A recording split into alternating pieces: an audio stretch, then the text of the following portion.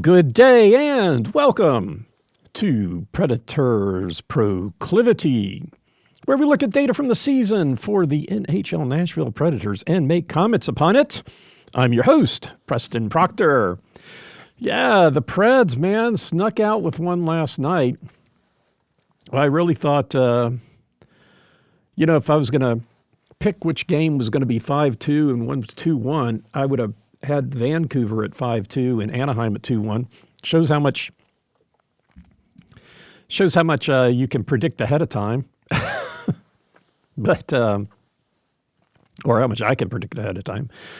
Yeah, good win. Nice shorty by O'Reilly. That was pretty handy. And but yeah, that was a good win last night. Welcome. I'm your host, Preston Proctor. We're going to be doing the weekend preview. We've got a back-to-back this weekend with Los Angeles Kings and the Dallas Stars coming to town. We'll wrap up this homestand, this 5-game homestand, with a game against the Lightning on the 28th. The Lightning, one of the teams that the Preds were kind of a round robin. Was it Carolina, Los Angeles, Florida, where they had a bunch of games against each other in the preseason. So a lot of familiarity with Tampa Bay. And hey, half the Tampa Bay team from a couple of years ago is now playing for Nashville. We've got the GM. The GM came from Tampa Bay. I think that's right. And so he's, trying to move the team a little north. Yeah, whatever. Didn't work out too well last year. But anyhow, let's get to it. Real quick here. We do have a promotion with Quantum Energy Square. Maybe I needed to have one before. Maybe that's what I should be having my production staff eat, is a little Quantum Energy Square. It's got caffeine, protein, 100 milligrams of organic caffeine. Sometimes my production staff seems to miss a few things, cut and paste errors. And maybe if they, had a little bit of help, that would help the editing process go a little bit more smoothly, the research process go a little bit better. 10 grams of plant protein from pea and pumpkin seeds. And if you go to quantumsquares.com and enter the promo code PREDSPRO, that's quantumsquares.com, PREDSPRO, you'll get 25% off your purchase. And I think they're still saying that the cookies and cream isn't in the stores yet, but I've got them. I just finally remembered to put them in my golf bag. I carry a bunch of food when I go play golf, and those squares, it's pretty nice and handy. I like the size. Couple other bars that I carry nuts and bars and gels and blocks and just nuts. Okay. You never know what you're going to want to snack on. Out there on the golf course for 4 hours, I get hungry. So I usually usually have a snack after the 5th, the 10th, and the 14th hole. Whereas 5th, 9th, and 14th, something like that. Usually like to keep the energy up. And so it's in my golf bag. I'm looking forward to trying it out on the golf course this weekend. And hopefully I'll be back on the bike soon. The ankle seems to be recovering. It's been not that lifting weights does a lot. But I have been able, you are using your legs to support yourself. So I've been lifting weights this week, and my ankle's been responding positively to that. So I'm looking forward to getting back on the bike and eventually working back up to a long ride, in which case I would need a Quantum Energy Square for fuel. All right. Preds Pro, quantumsquares.com. A quick update on the minor league teams. I don't know how popular this is, but I can't help myself. Now that well, that's not true. The Gladiators have 2 goaltenders. I need to pay more attention to the goaltenders. But the Gladiators won last night 5-3 over the Orlando Solar Bears, and they play tonight versus the Florida Everblades. So, yeah, interesting. Back-to-back. I wonder if they alternate goaltenders, but, I need to pay more attention to that because both of those guys were in the training camp with the Preds. And Milwaukee plays tonight and tomorrow night in San Jose. They're out in San Jose to play the Barracuda. And they will be playing without number 71, Matthew Wood, who was recalled on the 23rd, played last night. I was excited to hear that. Very excited to see that. He had a really good training camp. I was really looking forward to seeing him come into the game. Got injured during training camp, so unfortunately hasn't been available. Did a few games down in or up in Milwaukee, and finally got the call up, and got his first experience there. If I remember right, I think he was. Might have been the Preds' first draft pick from 2024. So he's been with the Preds organization for a couple of years now, or at least 1 year. If you remember the training camp update, did notice that after most of a couple of days after the team stuff was done and the people were doing more individual training, that O'Reilly and Forsberg were working with him. They were going through various scenarios. And, so that I guess that was the line he was with last night. So maybe only got about 8 minutes of time. Didn't play every shift. But, yeah, definitely good to see him up. And I think that's going to work out really well. Okay, so the opponents, we've got a back-to-back situation here. And the funny thing is, both of the teams we're playing this weekend just played each other last night, and both of the teams are back-to-back this weekend. So there's really no advantage necessarily. L.A. is on the road for both. Dallas is at home tomorrow and then in Nashville. So maybe a little bit of travel, maybe easier. I guess it's got to be easier for Nashville than being a home and home than having to travel. Both of those teams having to travel. But no, that's the wrong date. We don't play Dallas at 2:30. But no, so 6 and 6:45. No, 7. Tuesday's game is at 6:45. So I guess if you're planning on going to Tuesday night's game versus Tampa Bay here in Nashville, the game is at 6:45, not 7. 6:45. 6:45 then on Monday, 7:30. Yeah, you better watch your time. Better check your tickets and check them electronically. Check the times before the games because we've got games at not just at 7 o'clock here. 6:45. Not 6:30, not 6:42. But anyway, so Saturday's game, going to Saturday's games, we're not going to a lot of games this year, but are going to this one because it's not really, this might be it. This might be the last year that I prefer LA over Nashville. Kopitar is retiring. This is his last visit to Nashville, but he's injured. That just sucks. Not happy to see anybody get injured, and this is our last chance to see Kopitar in Nashville. And we're not going to get to see him play, which is really unfortunate. A good player,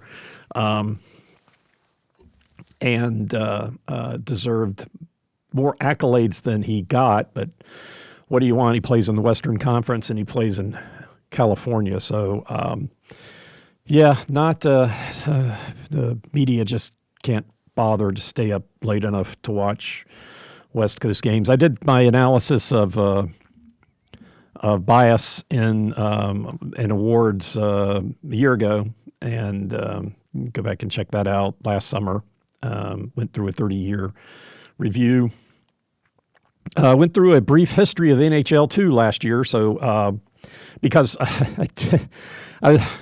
doing the analysis that I do, I wanted to make sure that I picked the right time period or a reasonable time period, and understood how to take that time period into accommodation, and know what teams were around, what teams weren't around, and kind of make sure that when I did the analysis, I did it as fairly as possible. And I might have missed a couple things here and there. But yeah, definitely there is a bias to for one, the Atlantic Division. I guess I'm here. Here's a segue. So the Atlanta Division, except for the Florida teams, and oddly enough, it's Buffalo, Detroit, and Boston that seem to get an inordinate number of awards. And I broke it into subjective and objective, and their receipt of subjective awards is kind of off the charts, especially compared to how many objective awards they get.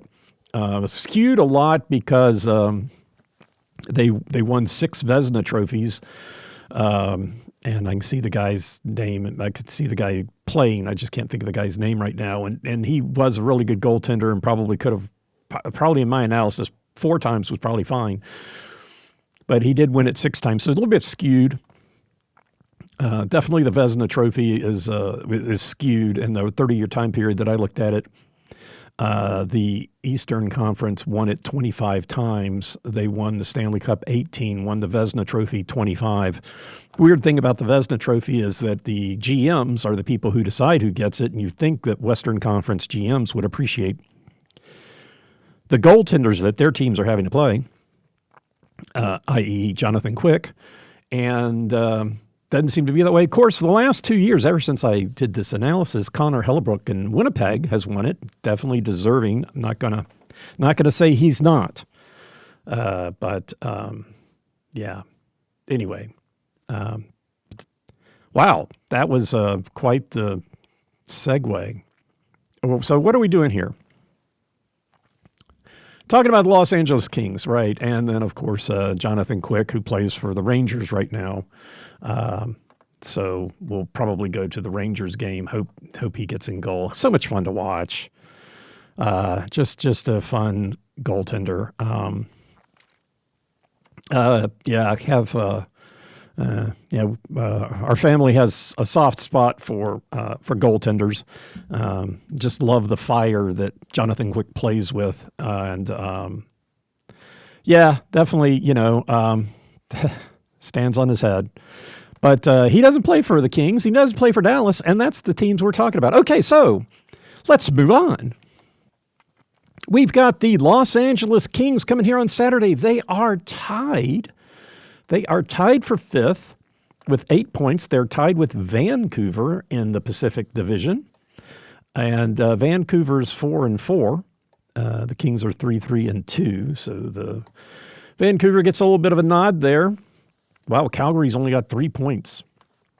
That's got to, well, let's see. Tampa Bay's only got 4. Holy cow. Tampa Bay is 1-4-2. 1-4-2. They're 0-3 at home. Wow, not a good year for Tampa Bay, but Calgary is 0-3. There's a number of teams that haven't won at home yet. I know that was a big deal. There was an article about the Rangers the other day, but yeah, they're 0-4-1 at home. 3-0-1 on the road, but yeah, wow. Calgary, 3 points. Oof. Woof, woof, woof. Anyway, so yeah, I mean, a lot of volatility in the standings right now. You win, you jump. I mean, lots of the teams are just so close. There hasn't been a lot of differentiation unless you're Calgary, down with 3 points. San Jose has 4. There's a lot of golf in San Jose. You can play a lot of golf in San Jose. Ha, ha, ha, ha, ha, ha, ha. Yeah, I was talking the other day about how my wife and I would have a set meal. Wasn't quite sure if we played the Sharks what I was going to do for dinner, but when we played Anaheim, we had Anaheim chilies with duck breast. And we did have a taunting song for San Jose. So I'm not sure what our meal may not have been theme oriented, but it was the sort of thing where whatever we had during the first game, we had to do for every game. And I kind of got tired of that. I don't mind eating the same thing multiple times, but I don't know. They get a little ridiculous at times, but San Jose down at 4. So Kings solidly tied for 5th, 6th, I guess technically in the standings with 8 points. They are 3-3-2 overall, 3-1-1 on the road. So they are 0-2-1 at home. So they're not faring very well in Los Angeles right now, and doing pretty good on the road. And of course, tomorrow's game is on the road for them here in Nashville.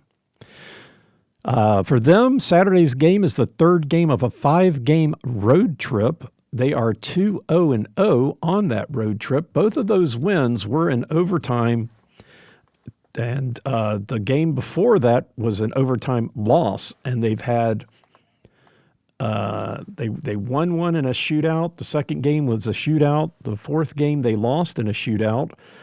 So they have had 5 extra time games and 3 that ended in regular time. That's pretty remarkable. Just noticing that. That's probably the most overtime or extra time games. 3 overtimes, 2 shootouts. Wow. So last year. Jumping ahead a little bit, but as far as overtime goes, 2 out of the 3 games between Nashville and LA went to overtime, and LA seems to be on this overtime kick. Now, Dallas was 3-2. The previous game was 2-1, and against Carolina it was 4-3. So it's not like there were, single goal situations. Vegas was a 6-5 shootout win. So yeah, there's goals. There are goals on that board, so it's so Saturday's game is the third game of a 5-game road trip, and they are in a back-to-back situation. They play Chicago on Sunday. They play at Chicago, and then Tuesday they're in San Jose, and then they're home for 4 games. And, so this is the first game of 3 versus the Kings. It's the only one in Nashville this year, which is too bad. And the 2 games in L.A. are within 4 days of each other. They're not consecutive games. Toronto comes and plays in L.A. between the 2 games against Nashville. Nashville jumps up to San Jose and then comes back to LA, so it's a schedule. Last year, LA did win 2 out of 3. November, they won 3-0 in Nashville. December, they lost 2-3 in overtime in Nashville, and then in March, it was a 1-0 win for them in overtime in LA. So, like I said, the last 2 games between LA and Nashville were both settled in overtime. Last year, the Kings were second in the Pacific Division, and then they lost to Edmonton 4-2 in the first round. They did win the first 2 games, and then I believe Edmonton changed their goaltender. And sure, maybe they made other changes too, but that was, that just really sucked. Thankfully, Florida finally took care of Edmonton last year, and we didn't have to put up with the NHL deciding to spike the football and just go all full in on Connor McDavid Stanley Cup forever and again. Fortunately, last year they decided not to give the Conn Smythe trophy to Connor McDavid. It's not his fault that he gets all these subjective awards, but I get a little tired of it. I guess a quick note. Actually, Edmonton doesn't. There are like 3 subjective awards that tend to go. 2 out of 3 of them go to the same guy every year, and sometimes it's all 3. Who's the most valuable player on the team? I think Hart is one of them, and I think one of the things they were noting was that Hellebuck got the Hart last year. It's rare for a goaltender to win the Hart Trophy. Usually the guy who gets the most points, wins the Adams and the Hart, and so it's like they've got 3 trophies. The players decide who's the most important player, and the media decides who's the most important player, and then they've got the objective award of most points, and generally, like I said, 2 or 3 of those trophies go to the same team. But I guess following up a little bit, 2 teams that seem to be slighted, which I'm really surprised to have learned, is Washington and Pittsburgh. 2 teams that win a lot of objective awards and really not, definitely not in the same vein. Subjective awards, which was surprising because got Sidney Crosby and Ovechkin, and I just so a little surprised with that result. But neither of those guys play for the Kings. Yeah, yes, we are talking about this weekend's games. That's where we started anyway. Yeah, well, okay. So the Kings lost to Edmonton, and boy, Edmonton is just one of those trigger things for me. I don't have a problem with the team. I just hate all the hype around Connor McDavid. I really do. It just, and then last year the NHL was putting their thumb on the trigger, or the thumb on the scale, trying to get a Stanley Cup for Connor McDavid. Fortunately, they didn't do it in the Stanley Cup playoffs, not last year, 2 years ago, fortunately, they did not, but they did give Connor McDavid the Conn Smythe, which is the first time the Conn Smythe Trophy was won by a player on the losing team who was not a goaltender. The first time ever. Moving on. Okay, so notable personnel changes from last year. Tanner Jeannot, old Predators Tanner Jeannot, now with Boston. He was signed by Boston. Defenseman Vladislav Gavrikov signed by the Rangers, and David Rittich, goaltender, signed by the Islanders. Gavrikov was like second in playing time, I think was his noted stat there. And one call out for me, number 22, he'll always be number 22 for me, Trevor Lewis. I know when he got re-signed by LA this last time, he was wearing a different number, 71 or something like that, because somebody else had 22. But yeah, he went unsigned. He's apparently not retired. I just like the way he plays. He was like 38 now. So I thought maybe he was retired, but no, they thought he might wind up at the Islanders, so I guess, hopefully he's still training. Maybe somebody will need to sign him. If they get a rash of injuries. I don't know. I always liked the guy. Thought just fun to watch. New to their team from, oh God. Yeah, so not this guy. I just saw another name. Forward Joel Armia was signed from Montreal. Come back to this guy. Defenseman Cody Ceci from Dallas is new there, and defenseman Brian Dumoulin from the Devils, and goaltender Anton Forsberg from Ottawa. Those are all new, as well as former Duck and Oiler, coming from the Edmonton Oilers, but spent most of his career at the Ducks. Forward Corey Perry. I can't. I don't. I'm not exactly sure what the crowd in LA is. I'm sure if he scores a goal for the Kings, everybody's going to be happy. But it's so uncomfortable seeing him in a Kings uniform. It really is. I was talking to somebody about it this summer. We're like, really, Corey Perry? He's going to play for the Kings? Really? Oh no, that's awful. That's awful. But good player. But Anaheim being so close, and I like Anaheim. I've got one of their old jerseys when they were the Mighty Ducks.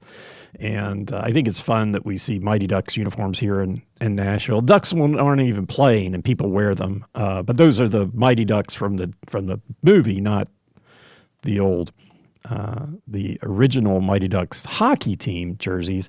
But I have one of those.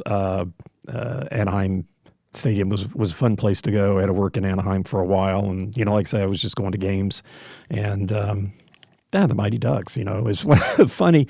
We were working there, and a guy from Detroit. I was working with this guy from Detroit who's a Red Wing fan, and we're walking around. They got these little stands where you could buy tiramisu and Merlot, and the guy is just losing it. He's like, "What you can't Merlot at a hockey game?" And it's like, yeah, a little tiramisu and Merlot, and head back to my seat. Go Ducks. But it's just kind of annoying. Brian Haywood, the worst part of the Ducks. Listening to him call a Ducks game, you'd swear the Ducks had never committed a penalty in their life. Somebody referenced him the other day, and I'm like, oh yeah, Brian Haywood. Yeah, that's who I would use as a reference. Somebody that daily exhibits a lack of information on the game of hockey. Let's use him as a reference. He should go call games for Vancouver. He'd fit right in up there. But yeah, really don't like listening to him. And oh my goodness, when we see games on NHL and Brian Haywood is calling him for the Kings, it just sucks. But anyway, yeah, so Corey Perry, good player. They've had so many good players down in Anaheim. And I don't think they're dirty, unlike, San Jose, and or fakers like Vancouver. But lots of good players, and Corey Perry's one of them. So it's just weird. It's just so weird when an Anaheim player comes up, or when one of the Kings goes over and plays for Anaheim. Just seeing him in an Anaheim jersey, it's just wrong. It just feels so wrong. Missing back to tomorrow's game. We need to take a break soon. So missing tomorrow, number 7 defenseman Kyle Burrows, day-to-day expected back on the 25th. He might be back. So far, the dates seem to be moving around. I did see Kemper was supposed to be out on the 21st, and he was back in goal on the 21st. So that at least turned out. But Kopitar is out, number 11, center Anze Kopitar. He's not supposed to be back till the 28th, so we won't be there. Another funny thing I saw the other day was, Phoenix Copley is a goaltender for the Ontario Reign. He's been in a couple of games for the Kings, but the Ottawa Reign being the AHL affiliate for the LA Kings. And he's played for the Kings for I don't know how long. But so I guess he must have been in training camp, and they were sending him down to Ontario, and he got claimed off waivers by Tampa Bay. And so then on the 15th, the LA made a trade to get him back for future considerations, which I need to reach out to Jim Fox and find out. There's got to be a funny story on that. Why Tampa Bay picked him up and then they got him back. And so he did clear waivers this time. They put him on the waiver wire again, and he made it. He made it to Ontario this time. So that was Jim Fox probably has a really good story about that. I need to see if there's a way I can reach out to him and find out the story on that whole thing, because that just to me is just so funny. Anyway, so. Long story short, that's the LA Kings. The LA Kings are coming to town tomorrow, Saturday. Like I said, it is a 7 p.m. game here in cold, wintry Nashville. Bundle up. So then, on Sunday will be the Dallas Stars. The Dallas Stars come to town on Sunday. They started out. Didn't they start out strong? Because I thought I remember. Yeah, they won their first 3 games because them and Colorado were like right at the top. And I'm like, oh, goodness gracious, don't want to run into Dallas. Well, wow, how the mighty have fallen. The Avalanche are 5-0-3. So they're still doing well. Dallas won their first 3 and have lost 4 in a row. Overtime loss to LA the other night. 5-1, 3-1, 5-3. They won the first 3 games with scoring 5 goals. So I guess with Dallas, it's a race to 5 again. But yeah, so they are tied with 6 in the Central Division, and there's 2 tied for 6th. St. Louis is listed above them, and Minnesota below. Minnesota has 1 more loss. And not exactly sure why St. Louis is listed above them, but maybe they play. Oh, they lost to St. Louis. I thought probably something like that when I was confused the other day, and I thought, oh gosh, you should have just looked to see if they played each other. And yeah, so Dallas has beaten St. Louis, so that gives them the nod. But anyway, so they're all tied at 7 points in the basement of the Central Division. 7 points, 1 point behind Nashville, 3 points behind a resurgent Chicago Blackhawk team. Wow, isn't that nice? Chicago is tied with Winnipeg for 3rd in the Central Division. 10 points, and I think that's more points than they had at Christmas last year. But yeah, so Dallas is coming down a 4-game losing streak. That is awful. I like Dallas. They were green. I like green. I got a Dallas jersey. Of course, Yaroslav Modry's. I think it's Yaroslav Modry, All-Star Modry from the Kings. Kings jersey, yeah. A lot of most of the jerseys that I've got that are not King or Predators jerseys are ex-King jerseys. Liked following when the Kings players left. I like to follow them, except for Rob Blake. I like to know where he was at, but did not pull for him. But usually, like seeing the ex-Kings players do well wherever they go, except when they play the Kings. But Modry was number 4. Had to wear 44 in the All-Star game that he was part of, and then I think he wore 44 with Dallas. But Dallas is 3-3-1. They are 2-1-0 on the road. So they started out the season on the road. They won 2. Then they came home for a split, went and played St. Louis, lost to them, then playing 3 at home. They've lost 2 of this 3 at home. And then they come here to play Nashville. So they are looking like a better road team than home team, but they're really having problems right now. I don't quite know. I haven't watched the game to read a recap. But, so then Sunday's game is the lone road trip game. They play at Carolina, or they play versus Carolina in Dallas tomorrow, Saturday. Sunday, they're in Nashville, and then they go back home to play Washington, then they go on the road for 2 more. Their schedule is really kind of bouncing around from, like 2 games. I guess 3 games at home is the most, and then moving on, just 2, 1 or 2. So definitely not getting to spend a lot of time either on the road or at home, which I don't know if that's an advantage or a disadvantage. It's schedule. But, like the Kings, I think they got 3 in a row on the road. They're on the 5-game road trip, so that's the Preds had 4 across Canada, and now they got a 5-game homestand. And so Dallas has definitely got a little bit different schedule. Don't know that that's an advantage or disadvantage, but it's a schedule. This is the first of 3 games versus Dallas.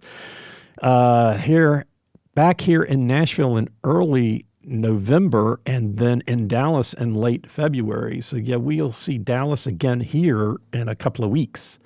November 8th, they'll be here for a Saturday game. 2:30 is the time of that game. So 3 games against Dallas this year. Last year, played 4 times, alternated losses with wins. The Preds lost, then won, then lost, then won. Lost in October. The Stars won in October 4-3. I'm talking about the Stars, I guess. So they won in October 4-3 here in Nashville.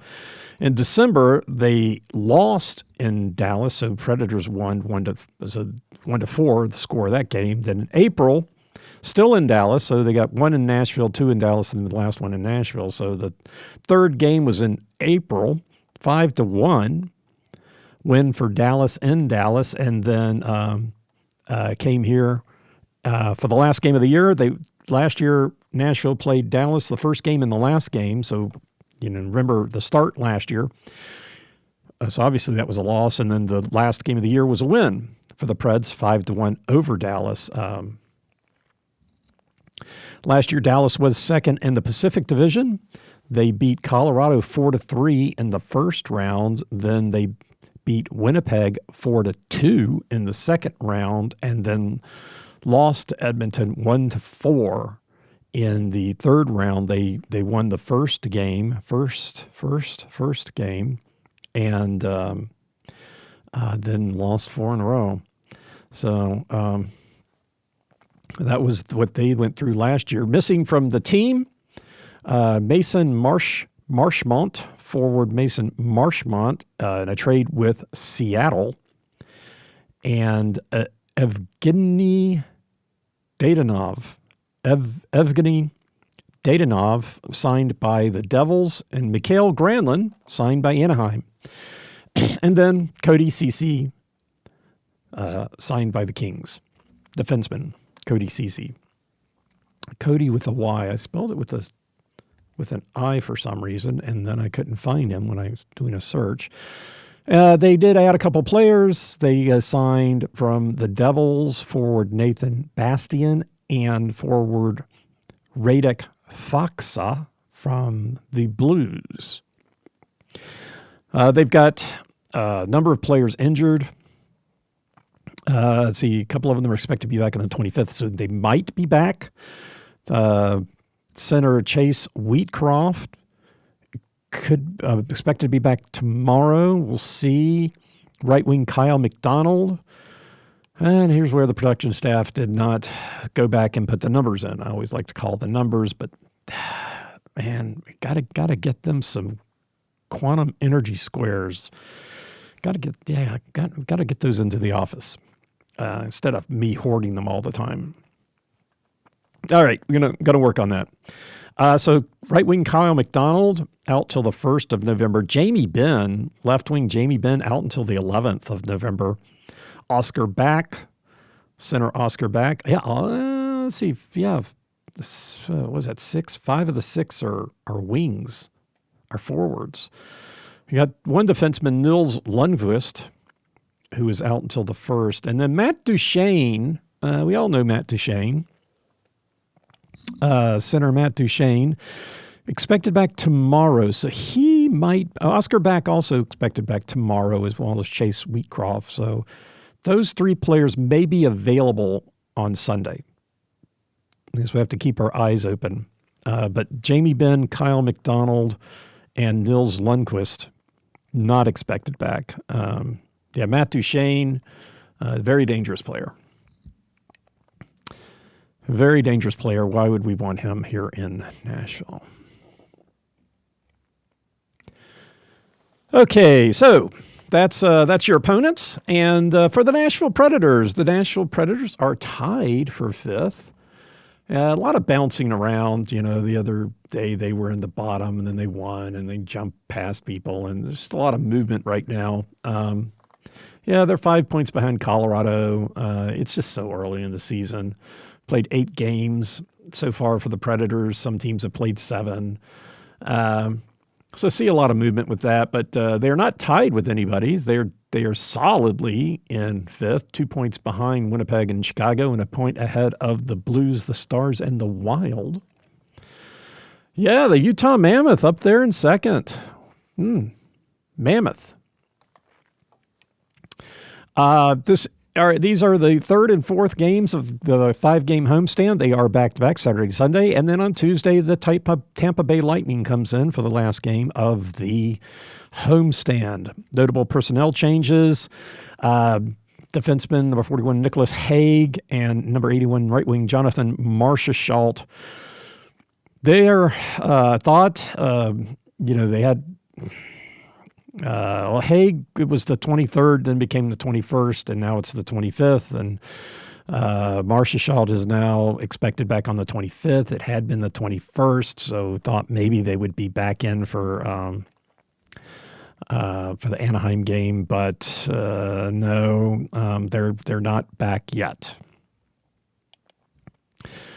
Stats. Overall, the Preds are 3-3-2 at home. They're 2-1-1, and not really a lot of stats yet. Not enough games to kind of really be getting a lot of information on. I would say this: they are still have not won the first period.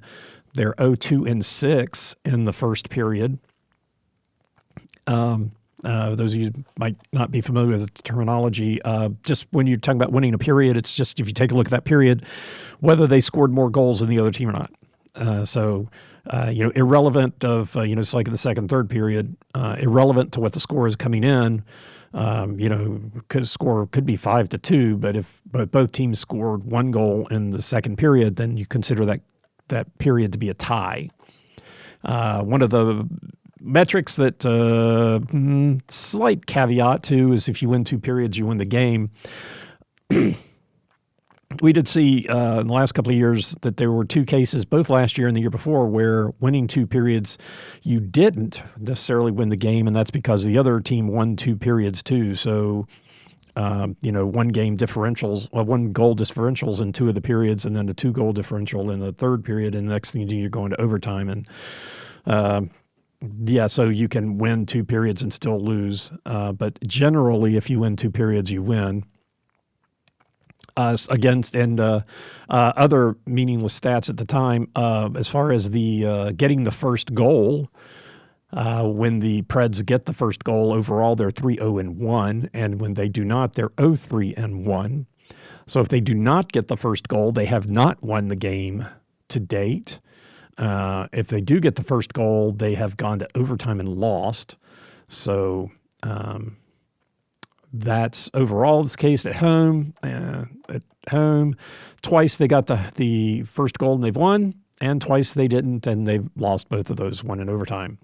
So not really a lot of stats to look at, but that's kind of where we're at right now. The Preds are 3-1-4 in the second. What do you know? And 3-5 in the third. Of course, 0-2 when it comes to overtime opportunities. And, what I eventually like to do is just show how these things correlate. Well, when they lost the first period, they've lost the game. So the 2 times they lost the first period, they lost the game. 6 times they've tied the first period. They've split those 3-3. 2 of those, of course, went to overtime. And at home, it's just not enough stats to really make this interesting. The second period, 3 times the Preds have won the second period. They're 1-2 in those games. And they lost the second period once. They lost that game. and the 4 times that they've tied the second period, they're 2-2. So I think they're playing better in the second period than they had been, but years past. But it's not really showing up in the stats yet. Third period, complete tell. If the 3 times they won the third period, they won the game. 5 times they lost it, they lost the game. So correlating. First and second, they tied the first, won the second 3 times. They won one game and lost in overtime the other 2. So, wow, that's interesting. 3 times they've tied and 1 win and 2 overtime losses. All right. So anyway, so that's just kind of a little bit more of the stats that we'll be able to get a little bit more information on later, once we start having more statistical information. Let's see what the difference when the Preds enter the third period winning. This goal scoring is 4-4, so no advantage for the Preds there. Second period, when they come into the second period and they're tied, the Preds are outscoring 5-4 the opponents. When they come into the second period losing, it's 2-2. Oh. When they entered the third period losing, they've only scored 3 goals to the opponent's 6. So that's not good. And again, that's overall, not necessarily not just for home games. While we're doing this, 50% of the time the winning goal is being scored in the third period, but that's just 4 out of 8, right? So, and when the Preds win 100% of the time, they get the winning goal in the third period. If you're not familiar with that terminology. Back to our 5-2 example. If the game finishes 5-2, the third goal was the winning goal. So whatever period the third goal happened would be the winning goal. And so that's starting to see some stats put together. I guess the thing that is really kind of jumping out, and I guess we'll get into this a little bit later, is the lack of performance on the power play, which could have made a big difference, especially given the close margins of the Preds playing 1-goal games and getting opportunities on the power play and not taking advantage of it.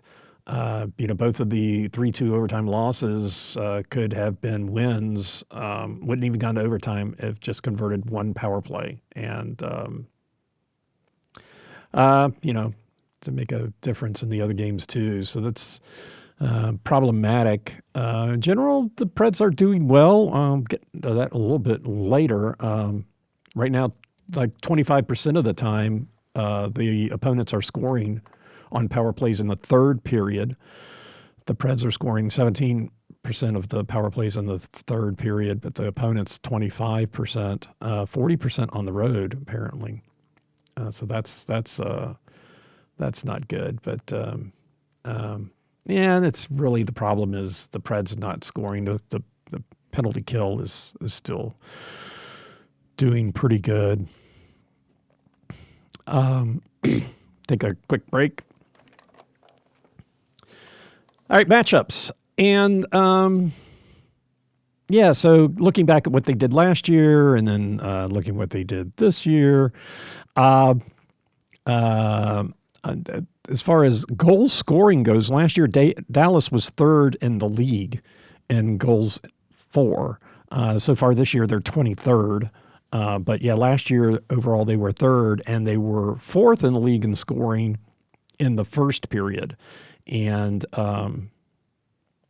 not against the Preds, though. They only got 1 goal in the 4 games last year, or 3 games last year, 4 games this year, in the first period. So, that their trend there of being one of the better goal-scoring teams in the first period didn't really pan out against the Preds last year. The Preds were 19th in the league in being scored on in the first period. So, Anyway,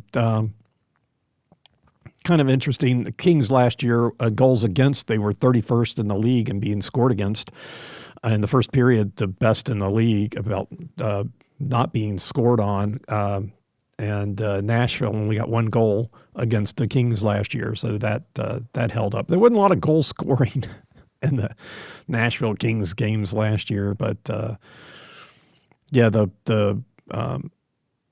Kings last year were 31st in the league and being scored. So far, they're 26th. So far, all three of these teams, there's not been a lot of games, but they're all in the top.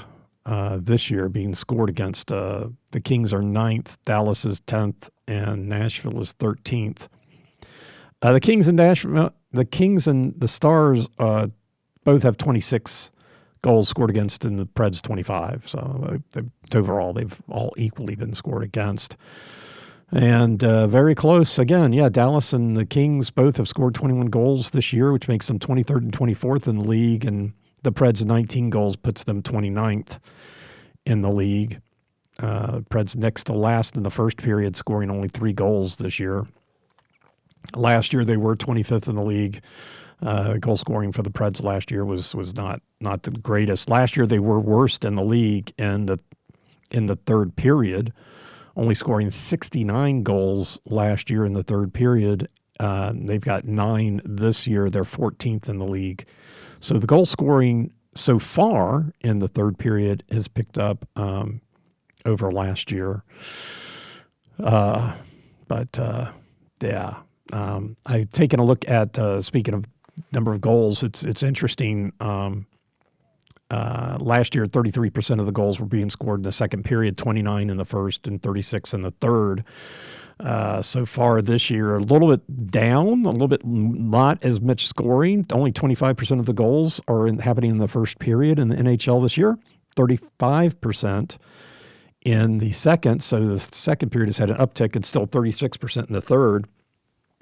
So there's a 38% increase in goals being scored in the NHL right now between the first and the second period.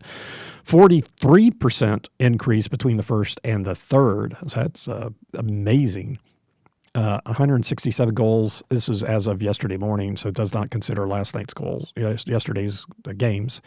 167 goals in the first period versus 230 in the second, 239 in the third.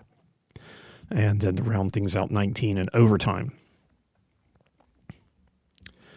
As far as the special team situations go, all three of these teams last year were top in the league in the penalty kill. Nashville was 7th, finished year 7th. Dallas 4th. The Kings 8th. And then I found the net percentage when you take the shorthanded goals out. Not a penalty kill, but the power play, and I guess you add them in the penalty kill, and you get a net percentage. Not only was Dallas last year 4th on the penalty kill, but they had 8 shorthanded goals, which was 11th in the league. And so that made their net result, their net ranking as far as the penalty kill go, to be 6th in the league. They had only 26th. They were 26th in the league in opportunities, but in goals, 15% in opportunities. So they're not taking advantage of the number of. No, I guess. Wait a minute. So that's backwards. Yeah, so they're effective. So they're 26th in the league in number of goals being scored against them, 15th in the league in the number of opportunities on the penalty kill. The Preds were 7th in the league in opportunities on the penalty kill, so very highly penalized team, and the number of goals scored were 20th in the league. So a nice ratio there. On the power play, all three of these teams last year were in the bottom half of the league. Dallas was 17th, Nashville 18th, the Kings 27th, and the Kings only 207 opportunities, which is 27th in the league. So they did not go on the power play as much last year as other teams, but they did have a lot of penalties against them, 237. The Preds had the most of those opportunities, 243 opportunities, only 45 goals scored against last year. And so then the net rankings, the Preds were actually 15th in the league. They had 5 shorthanded goals, only 5 shorthanded goals, which were 23rd in the league. So they were 15th net in the league, 18th overall. Kind of interesting stat. I'll figure out how to look through that. But I guess the thing that's interesting there is whether or not, how does that correlate, right? So far this year, the penalty kill, the Preds are 5th in the league. Now, last year they were 7th. This year they're 5th. Dallas is 30th in the league. Last year they were 4th. The Kings are 29th in the league. Last year they were 8th. So the penalty kill for the Kings and Dallas, the Kings and the Stars, is off this year to last year. The Kings have had 35 opportunities on the penalty kill, which is the 3rd most in the league. And goals scored against them is 11, which is the 2nd most. So they are really on the wrong side of that equation when it comes to the penalty kill. 68%, 11 of 35. Dallas, 30th in the league, 65%, lesser numbers, but a worse percentage. They're 8 for 23. So they have been on the penalty kill 20th most times in the league, but given up the 4th number of goals in the league. So definitely their their penalty kill is not doing great so far this year. The Preds are doing well, 89%, 5th in the league, 3 goals scored against on 28 opportunities. They have 1 shorthanded goal now, thanks to O'Reilly last night, which, as far as the net ranking goes, still puts them in 5th, but 92%. 92.9%, so 93% on the power play. They have got the 27th in the league and being scored against on the penalty kill this year, with the 10th in the league on number of opportunities. So that's where you want the equation to go. You want you'd rather not be 10th in the league in number of opportunities. What was it? Last year, the Preds were 7th in the league. So committing penalties is still a problem, in my opinion. Now, they might be killing the penalties, but it does put them into a situation where they've got to use special teams. And, they got the shorthanded goal last night, but they only got 1 shorthanded goal last year. On the power play, Nashville is last in the league. No shocker there, 2 for 27. They haven't given up any shorthanded goals. So their net ranking is 30th, but 7.4% on the power play. Dallas is 3rd in the league, 31.8%, and Kings are 7th, 27%, so we don't want them on the power play. They both have had 22 opportunities, and Dallas has scored 7, and the Kings 6. Dallas has given up 2 shorthanded goals, which is 3rd most in the league. And actually, it's the most in the league. There are 3 teams that have given up 2. 12 teams have given up 1, and 17 have given up 9. But yeah, so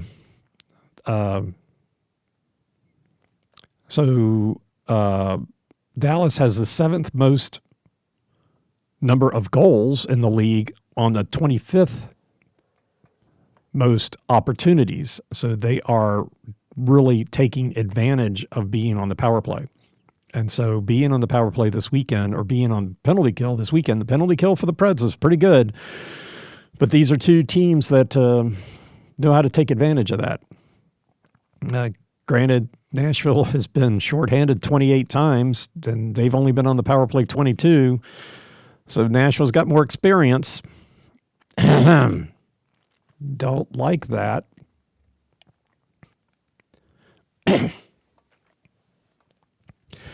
All right, moving on. So that's our penalty special teams. Excuse me. All right. Nope. There. Is that better? Okay, goaltenders. Okay, for the Kings, we've got Darcy Kemper and Anton Forsberg. Forsberg was with Ottawa last year. Kemper is 2-2-1 this year, 31-11-7 last year. Forsberg is 1-1-1. He was 11-12-3 with Ottawa last year. Last year for the Kings, Kemper was in net all three of them, so he was 2-1. In the first game that they won, the Kings at that time were kind of winning 2 to losing 1. It's not very consistent. I guess consistent with winning 2, losing 1. I guess you'd rather, win 2 and lose 1 than win 1 and lose 2. The second game, which was a overtime loss for the Kings, they were alternating wins and losses at that time after a 6-game winning streak. They did lose the next game and then went on a 5-game winning streak, so the Kings were in pretty good form at that point, and the Preds still managed to pull that one out in overtime last year. And then the last game, which was a 1-0 overtime win for the Kings, was the last game of a 5-game winning streak. For Forsberg last year, he did play against Nashville once. He was 1-0, a 5-2 win for Ottawa in Nashville. That game was the end of a 5-game winning streak for Ottawa. Kemper has been hurt. He was hurt, so he and Forsberg have fairly close number of games played. But since they have the back-to-back this weekend, they're playing Chicago tomorrow. Kemper has played the last 2, so I'm expecting Kemper to go and play again against Chicago tomorrow, and we'll see Forsberg in Nashville. That won't be confusing at all. For Dallas, Jake Ottinger this year is 3-2-1, 36-18-4 last year. Casey DeSmith is 0-1-0, so he hasn't gotten a lot of playing time yet. 14-8-2 last year. Last year against Nashville, Ottinger was in goal for all 4, so he was 2-2. And again, we played them in the first game of the year and the last game of the year. Again, we kind of alternated wins. So first game of the year, Dallas won. And the second time we met Dallas, they were kind of alternating 2 wins for 2 losses. And then the third time was, for Dallas, it was their last win of the regular season. They had 7 games remaining and lost them all, which included the last game of the year, which was the 4th time that they played Nashville. So they entered the playoffs having lost 7 in a row. Woof. They were 0-5-2 in their last 7. Ottinger is their primary goaltender. Dallas is playing Carolina at home Saturday, so I'm expecting Ottinger to play versus Carolina, and we'll see DeSmith in Nashville. So that's what I'm thinking. We'll see the backups. Well, yeah, I think so. I don't know. Kemper could play tomorrow. Kemper could play tomorrow and then Forsberg on Sunday. That would give Kemper 3 games in a row. I don't know. I'm going to stick with Forsberg in Nashville, and because I tend to be wrong. For Nashville, UC Saros is 3-2-2 this year. Justice Anunin 0-1-0, so he hasn't gotten in net a lot. Last year against the Kings, Anunin did play 2 of the games. Saros was in goal for the first one, which was a 0-3 loss for Nashville in Nashville. It was the start of a 3-game losing streak. Anunin then, being in net for the second and thirds, was 1-1. 1-4 loss in Nashville and a 3-2 win. That's another cut and paste error. A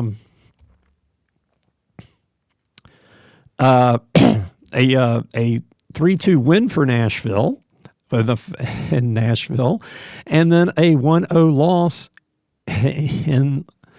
They got to get those quantum energy squares for the production team. Didn't quite do the right editing there, and then the loss in. No, that is right. Oh, sorry, I shouldn't ragged on them. And then so Nashville got the win, the second game, which was a Noonan goal. It was the first of a 2-game winning streak for Nashville, and then the third game was the second of a 4-game losing streak.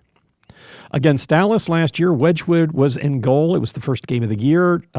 Saros was injured, so Wedgwood played in that goal, a loss for Nashville in Nashville.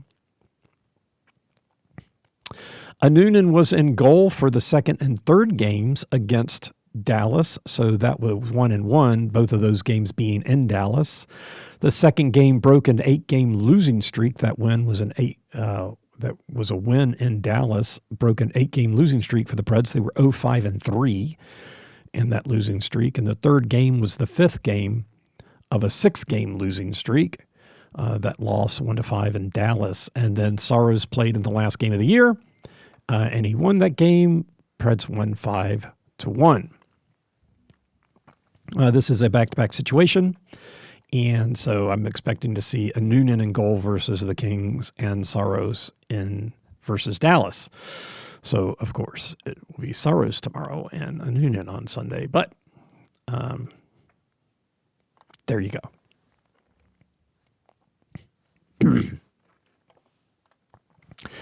Players to watch. Like I said, Kopitar is out. He was first in assists last year and second in points, and finished the year with a 21% shooting percentage, 98 shots, 21 goals. So that kind of scary. And number 10, right wing Corey Perry with Edmonton last year had a 19% shooting percentage, 19 goals on 100 shots. And so, that's a couple of dangerous players, but Kopitar not in the lineup. The guy now, number 9, right wing Adrian Kempe is the most dangerous player out there for the team. They do have number 22 left wing Kevin Fiala, who is also a very dangerous player, was first in shots last year. He and Kempe were tied in goals for the Kings last year at 35. Kempe was first in points, second in assists. Fiala this year, he leads the team with 4 goals, or he was leading the team with 4 goals, and I didn't go back and look to see if that was still the case. So Fiala is performing well this year. Let's see, Kempe and Fiala both have 4 goals this year, and the next is 2. So Fiala and Kempe definitely your goal scorers, your assists, your, all that good stuff. Number 24, Philip Danault, probably play a lot more because Kopitar is out. And then, of course, you've got a whistle. They've got a whistle. Number 8, Drew Doughty, defenseman Drew Doughty, on the ice all the time. He was injured last year, significant parts of last year. I think he played like 30 games. But he's, however old he is, still is the most ice time on there. And that's the other thing about Kempe. Kempe is the forward who'll be on the ice the most. And, so number 9, number 22, Kevin Fiala, ex-Pred from before we moved here. So, in the late 2015, 2019, something like that. Right before we moved here in 2020. So I guess we moved here and he moved away. So those, so number 10, Corey Perry. So 9, 10, and 11. Oh, that's hilarious. Except 11 is injured. 22, Kevin Fiala. Yeah, he's the guy that's got that guy's number. So, yeah, all right. So that's your players to watch for Los Angeles. For Dallas, number 21, Jason Robertson. And, of course, number 95, Matt Duchene, first in assists, first in points last year, 82. Robertson, second in points with 80. Duchene, first on the team in shooting percentage at 19%, 30 goals on 152 shots.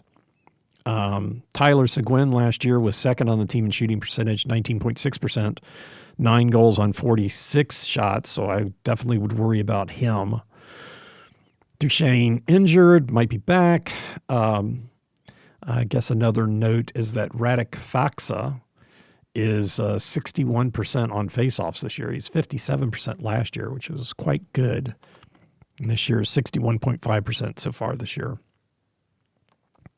Most on the ice, number 4, Miro Heiskanen, 25 minutes. Mikko Rantanen is the forward who was on the ice for most of the time. He only played for Dallas for part of the season last year. He had 5 goals and 13 assists for a point total of 18 in those games in the regular season.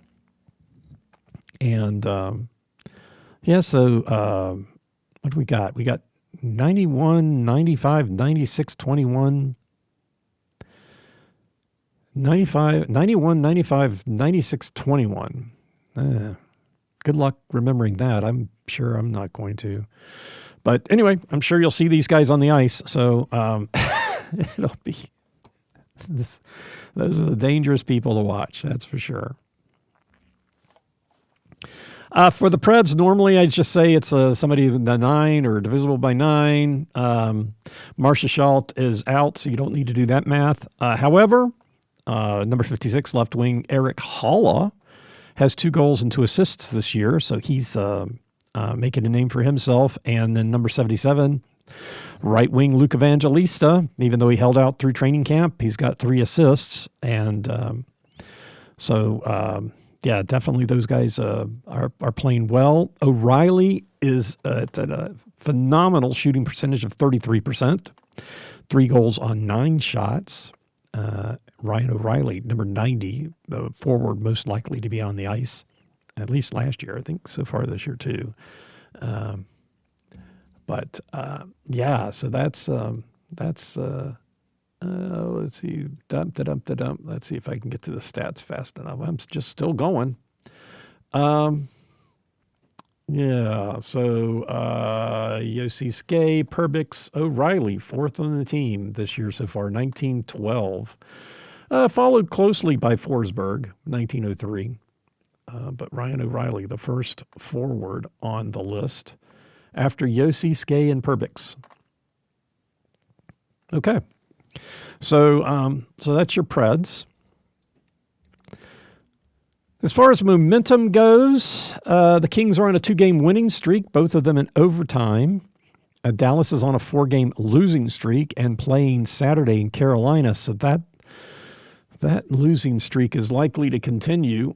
It would be nice for Dallas to break out and beat Carolina. Carolina is 6-1 right now. They are 4-1 on the road. Their one loss was a road loss. But most likely Carolina is going to take care of business, and we're going to see Dallas on a 5-game losing streak. They're going to be not happy. But yeah, so the Kings are on a 2-game winning streak. Dallas on a 4-game losing streak. The Preds are still having issues scoring, but did win after a 4-game losing streak. So that's momentum for what it is. Yeah, still early in the season. So that's your weekend.